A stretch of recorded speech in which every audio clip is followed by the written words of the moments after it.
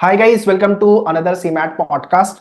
Today we have Ankush from Kanpur, Uttar Pradesh, and he scored 99.50 percentile.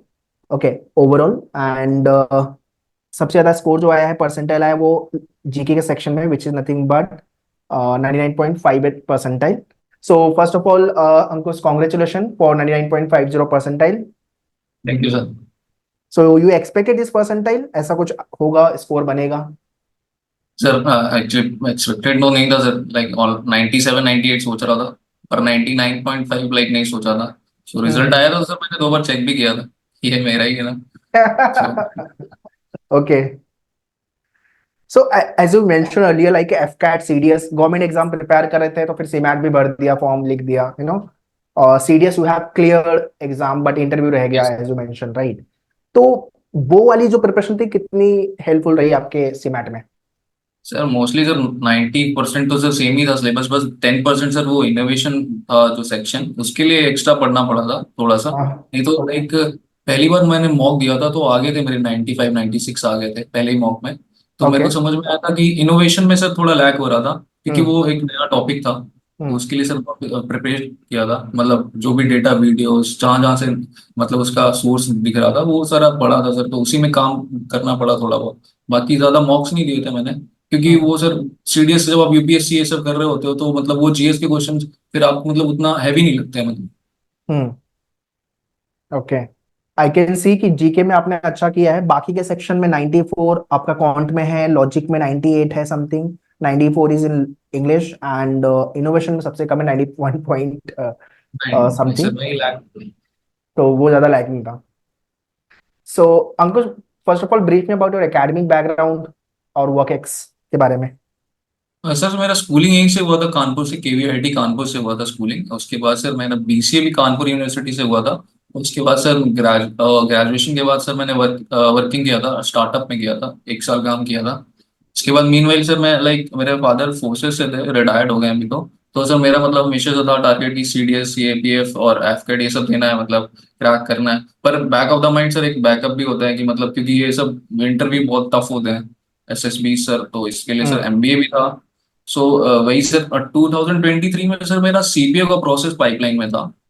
तो उसमें क्या हुआ था मेरे साथ, मैं मेरिट आउट हो गया था आखिरी में, मतलब मैंने first phase second phase physical और मेडिकल सब क्लियर कर लिया था। तो वहीं से सर लाइक अब मेरे को लगा कुछ और करना पड़ेगा। अब इसमें तो मतलब बहुत ज्यादा टाइम नहीं दे सकते हैं, एज भी मतलब उतना हो रहा, 25 है मेरी।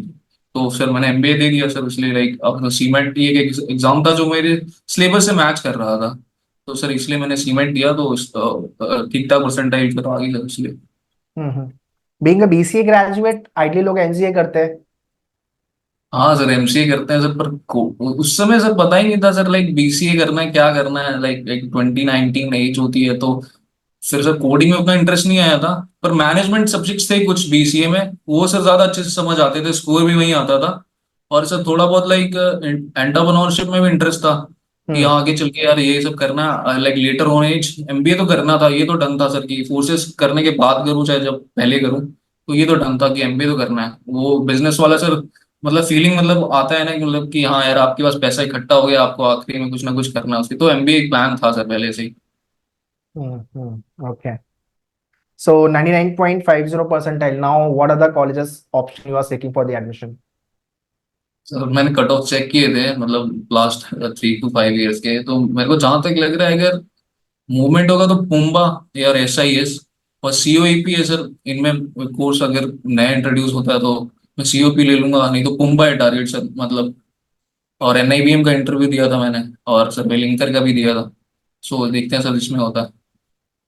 Okay. Okay.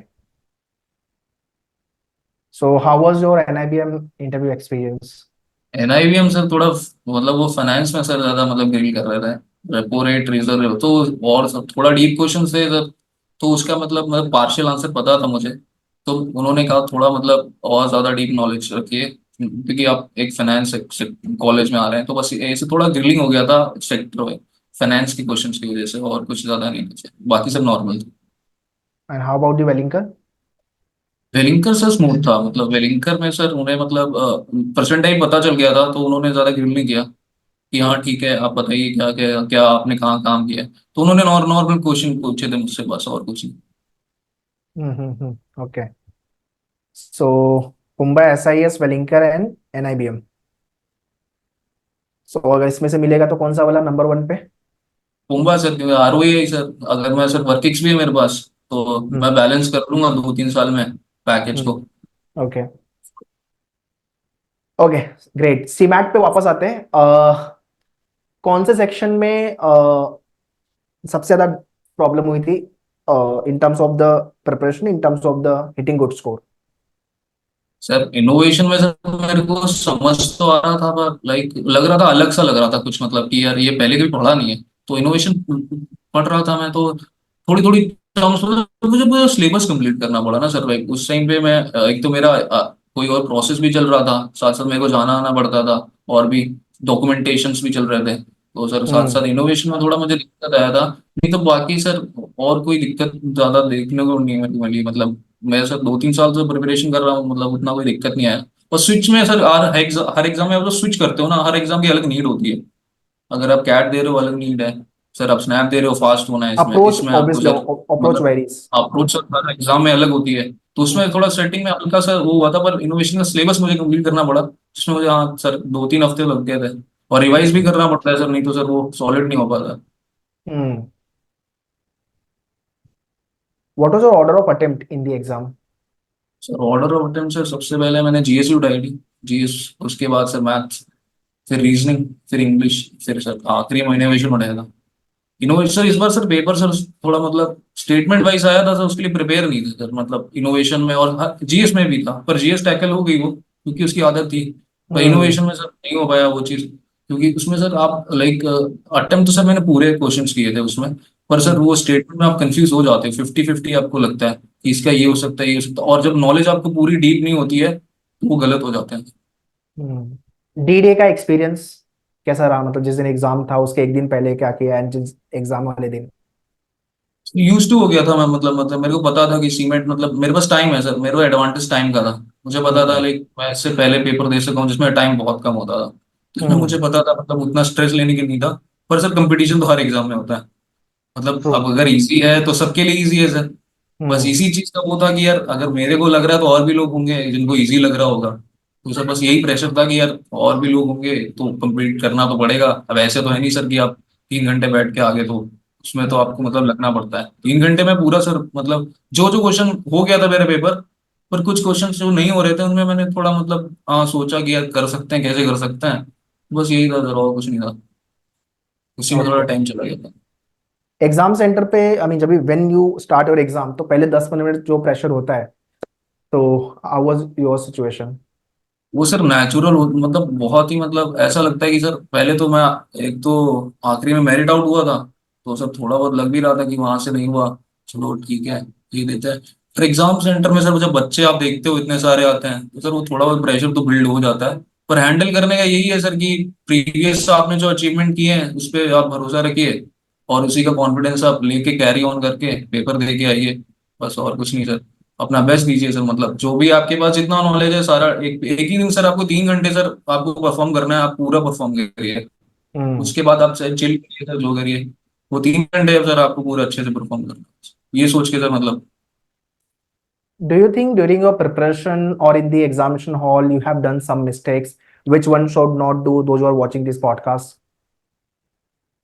सर कभी कभी क्या होता है ना, क्वेश्चन आप जब कर रहे होते हो तो आपको लगता है आप कर लोगे, एंड में फिनिश कर लोगे, और वो आप मतलब ज्यादा टाइम दे देते हो। और जो इजी क्वेश्चन होते हैं वो हो जाते हैं आपसे, मतलब पर आप वहां से थोड़ा मतलब आप स्ट्रेस्ड आउट हो जाते हो। तो उसकी वजह से हल्के से इजी क्वेश्चन आपसे गलत हो जाते हैं। जैसे मुझसे रीजनिंग में एक क्वेश्चन गलत हो गया था उसकी वजह से। वो बहुत ही इजी क्वेश्चन था सर, कोडिंग का था मेरे ख्याल से। तो वो मेरे से गलत हो गया क्योंकि मैं इनोवेशन में किसी स्टेटमेंट के क्वेश्चन में ज्यादा दिमाग लगा रहा था, मतलब कि ये ऐसे हो सकता है, ऐसे नहीं हो सकता, ठीक है ये यहाँ से हो सकता है। तो उसकी वजह से इजी वाला क्वेश्चन मैंने बोला ये तो मुझे आते ही जल्दी से कर देते हैं, तो आप देखते नहीं हो, लुक आउट नहीं करते हो पूरा क्वेश्चन को कि यार ये तो ये कह रहा था। आप रीड नहीं करते हो। हम्म। आपको लगता है कि मैंने वहां टाइम दे दिया, चलो यार इसको कर देते हैं जल्दी से, तो आता ही है। यही सब मिस्टेक लगती थी बस। ये सारी मिस्टेक्स के लिए सबसे बेस्ट तरीका, ऑलवेज आई सजेस्ट कि मॉक आप ज्यादा लिख के जाओ। हाँ sir, in your case you haven't मॉक्स appear for the mock, वो एक मिस्टेक आई थिंक। हाँ हाँ मॉक्स वी देने शुड पड़ते चेक। हैं। अब ये मेरे को लगा सर, मैंने वहां के मॉक दे दिए हैं सर दूसरे एग्जाम्स के, तो इसके कितने ही देने, दो तीन चार दे देते हैं, टॉपिक सेम ही है, बाकी इनोवेशन अलग से पढ़ लिया था। अब 3 घंटे सर वो बैठने का थोड़ा वो रहता था बस की, तो इसलिए सर। हाँ, सीमैट में 3 घंटे 180 मिनट में 100 क्वेश्चन सॉल्व करने हैं, तो आराम से आधा हाँ पौना घंटा 1 घंटा लोगों का बच जाता है, हाँ ज्यादा सर, वो अच्छे से बैठने की प्रिपरेशन दिक्कत किए होती तो। है उसमें भी सर, चाहिए थोड़ा बहुत, या पहले सोच के जाइए। Hmm. Okay, Ankush, last question for the viewers. What tips और suggestion you want to give to upcoming year aspirant, जितने लोग 25 26 सीमैट लिखने जा रहे हैं, और कोई सर भी एमबीए के एंट्रेंस प्रिपरेशन कर रहे हैं, या they are planning to right. Sir मैंने वैसे बहुत सारे एग्जाम्स दिए हैं, पर सर आपको सिर्फ एक एग्जाम चाहिए होता है जो मतलब आपको लाइक पीक पे ले जाएगा। तो आप ऐसा करिए, सारे एग्जाम में अपना बेस्ट दीजिए, जितने भी एग्जाम आपके आ रहे हैं, कोई एक ना एक आपका फूट जाता है सर। तो ये है कि आप आखिरी तक लड़िए सर, और जो भी आपका कॉन्सेप्ट, आप मतलब गिव अप मत करिए, जो भी आपका नॉलेज है उस पर भरोसा करिए, और एग्जाम सर पूरे कॉन्फिडेंस से देखिए आइए, जो होगा सर वो होगा सर, मतलब आप पूरा मतलब अपना बेस्ट दिखे जाइए बस, और कुछ नहीं। ये मत सोचिए कि ये एग्जाम में नहीं हुआ, इसमें भी नहीं हुआ, तो मैं नेगेटिविटी नहीं लेके कैरी ऑन करूंगा, मैं सर वापस से जाऊंगा, क्योंकि ये सबके साथ होता है सेम चीज। तो आप कब तक मतलब सर एंड तक खड़े हो सकते हो। हम्म। तो सो अपना वाला एक एग्जाम चूज करो, find out your comfort, find out your strength, हाँ एंड हिट इट। कैट हाँ हो ये गया, सर। सीमैट हो गया, एनमैट हो गया, सीईटी हो गया, स्नैप हो गया, जैट हो गया, देयर आर मेनी हाँ एग्जाम्स। हाँ सर, क्योंकि कोई सर जाओगे एक तो आप एक ही कॉलेज में, तो कोई एक एग्जाम से अच्छा 10 दिन ही जाए। कॉलेज चाहिए, एक एग्जाम फोड़ो और अच्छा कॉलेज में हाँ, एडमिशन। एक एग्जाम में एक सीट आप ले लो बस। Nice, Ankush. Thank you for coming and sharing your experience about your CMAT preparation, and all the very best for your career. Sir thank you.